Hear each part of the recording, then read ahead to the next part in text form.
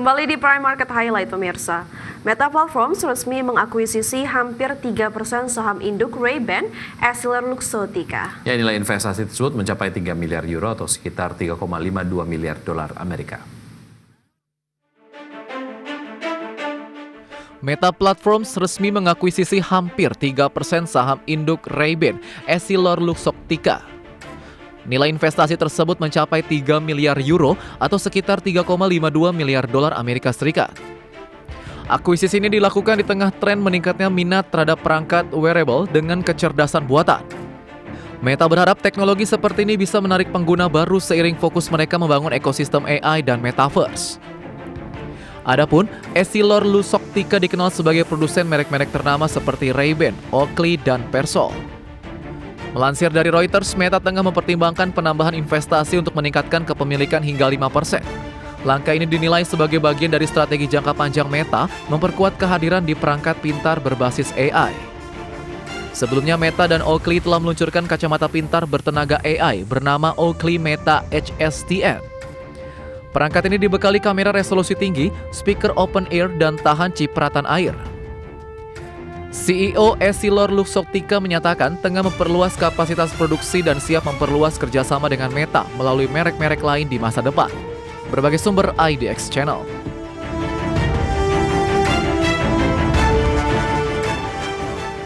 Apple tengah bernegosiasi untuk mendapatkan hak siar Formula One di Amerika Serikat mulai tahun depan. Langkah ini menyusul kesuksesan film F1 The Movie yang diproduksi Apple Studios. Apple disebut sedang dalam tahap pembicaraan untuk mengakuisisi hak siar Formula One di Amerika Serikat mulai musim depan. Produsen iPhone itu dilaporkan menantang ESPN, pemegang lisensi saat ini yang dimiliki Disney, untuk mendapatkan hak penyiaran.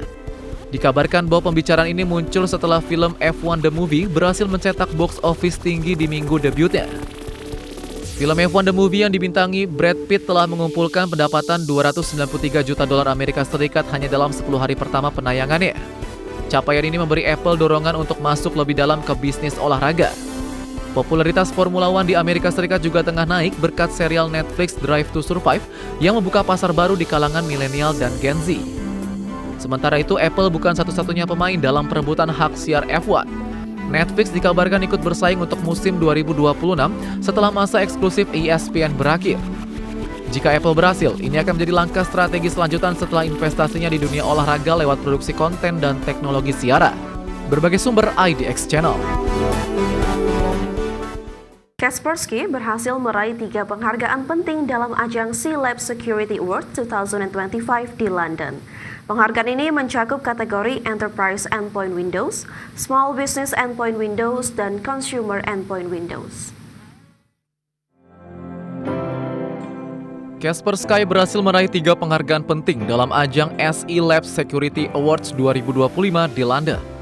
Ajang ini memasuki tahun ke-7 menilai solusi cyber security lewat gabungan pengujian publik, evaluasi privat, dan umpan balik langsung dari klien korporat.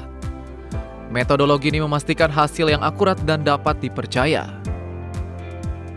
Dalam kategori Enterprise Endpoint, Kaspersky bersanding dengan vendor besar seperti Broadcom, CrowdStrike, ESET, Microsoft, Sophos, Trellix sebelum akhirnya dinobatkan sebagai pemenang. Di segmen UMKM dan konsumen juga memimpin kategori masing-masing. Penghargaan yang diraih mencakup kategori Enterprise Endpoint Windows, Small Business Endpoint Windows, dan Consumer Endpoint Windows. Hasil pengujian independen SE Labs menunjukkan solusi Kaspersky menduduki peringkat top 1 total akurasi rating pada kuartal 1 2025 untuk ketiga segmen. Tahun 2024 juga konsisten memperoleh skor tertinggi berkali-kali. Acara puncak berlangsung di London pada 2 Juli 2025 dalam rangkaian vendor workshop tahunan. Di sana, para pelaku industri dan pakar keamanan berkumpul untuk bertukar insight dan mengembangkan metode pengujian yang lebih baik. Berbagai sumber IDX Channel.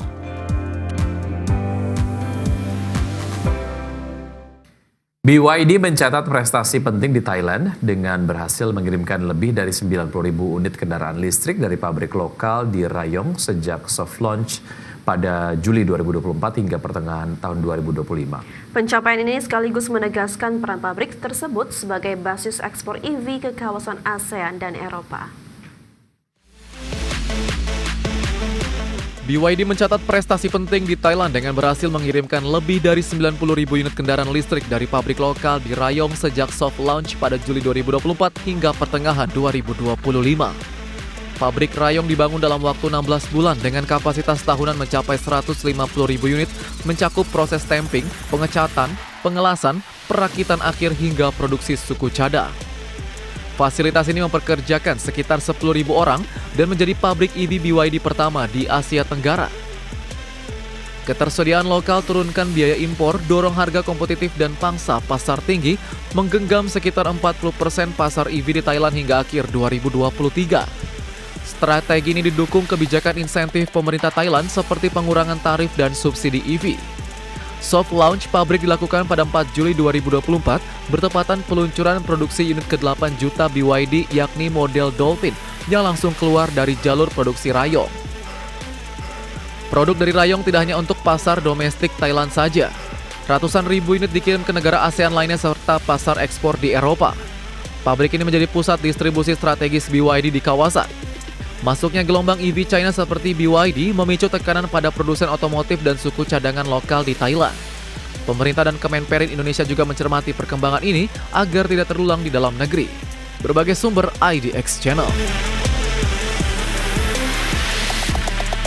Terima kasih Anda masih bergabung bersama kami. Pemirsa, IBM resmi meluncurkan lini chip dan server baru untuk pusat data bernama Power11 pada tanggal 8 Juli 2025 di London. Ya, platform ini menjadi pembaruan besar pertama sejak seri Power terakhir pada 2020.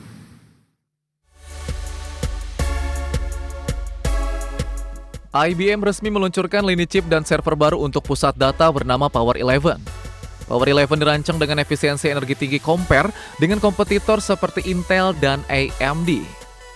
Sistem ini merupakan paket yang terintegrasi antara chip hardware dan perangkat lunak untuk menunjang kemudahan dalam adopsi AI bisnis. IBM mengklaim sistem Power11 tidak memerlukan waktu henti terjadwal untuk pembaruan software. Waktu henti tidak terduga rata-rata hanya sekitar 30 detik per tahun. Server Power11 memiliki tingkat keamanan tinggi, mampu mendeteksi dan merespons serangan ransomware hanya dalam 60 detik. Power11 dan servernya dijadwalkan tersedia untuk pasar mulai 25 Juli 2025.